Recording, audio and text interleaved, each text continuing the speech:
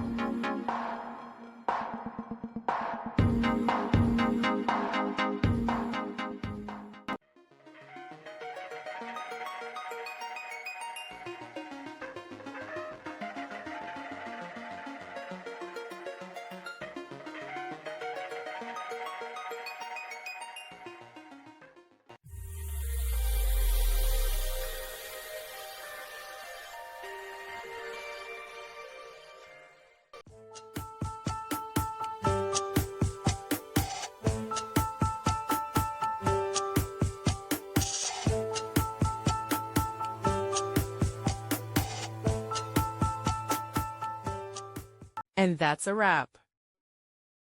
I hope you found the answer you were looking for. If you did, take a second to hit that subscribe button. It really helps out.